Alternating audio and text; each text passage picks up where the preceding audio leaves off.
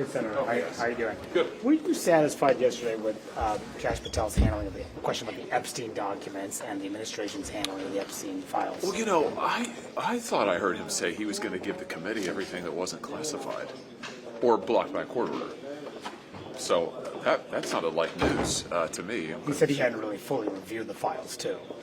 Okay, I wasn't there for that part of it, but whatever. If he's going to give us the files, then I mean, my view on this is, you and I talk about this a lot. I mean, I think that'll release the files. So when he said, yeah, I'll give you all the files that I'm not bound by court order, and my understanding is the court order covers some of the grand jury testimony, but that's not the main thing. I mean, the main thing is that there's got to be like tens of thousands of pages. So, I mean, but bottom line is that you don't think they've done enough to release this information yet. well, I mean, they haven't. He said yesterday they haven't released it all, but he said they would. So, I mean, I think that's good. I don't think this needs to be a big deal. I mean, just release everything you can. I mean, if it's classified, I understand that. I don't know why it would be in this case, but I do understand some stuff is under court order. It's grand jury transcripts. It's fine.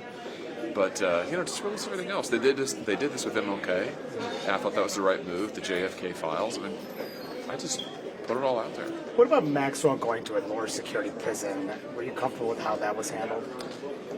I don't know enough to say on that one. I mean, I don't know one way or another. I don't know where she was before. I mean, I'm not tracking that closely. So, yeah.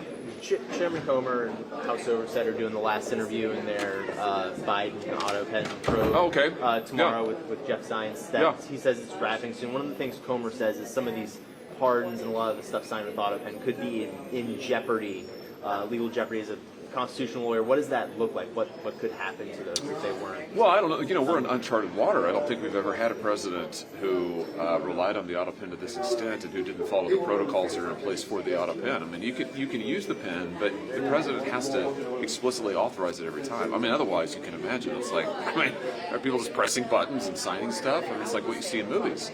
And from what we've heard, I mean, I'm eager to hear the House's full report and all their evidence, but from what we've heard, it sounds like that. And you've got former staffers saying they didn't follow the protocols. Now, there should be a paper trail. The White House is supposed to keep records of all of this. They ought to release the Biden people, ought to release all of that if they're so confident.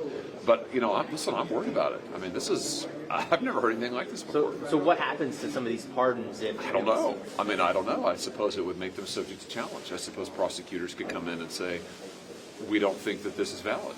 I mean, the legal term for that is voidable. It might make them voidable. Where probably take a prosecutor or somebody to challenge it, but heck, you may have some prosecutors who come in and say, well, we don't think this is legit. We don't think the president actually authorized that. Therefore, we don't think you're actually pardoned.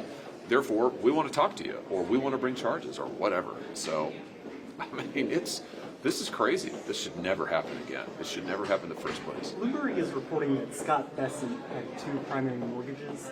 Do you have any concerns that Bill Pulte might be behind the leak or might be weaponizing his role as FHA? I don't know. It's news to me. I don't know enough to comment on that. Senator, on the CR, Democrats say that they want to reverse the Medicaid cuts as part of the CR. Given your concerns about the Medicaid cuts in the big bill, do you support using this to try to reverse these cuts? Well, listen, I think we should have the government shut down. I mean, there's a lot that we can do on rural hospitals and Medicaid. I propose legislation to do it. I'm willing to work with anybody to safeguard rural hospitals, make sure we fully fund Medicaid. But let's not.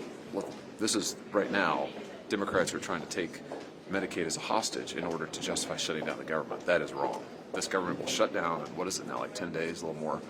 And then people will not get their Medicaid reimbursements, Medicare, Social Security checks, our service members won't get paid.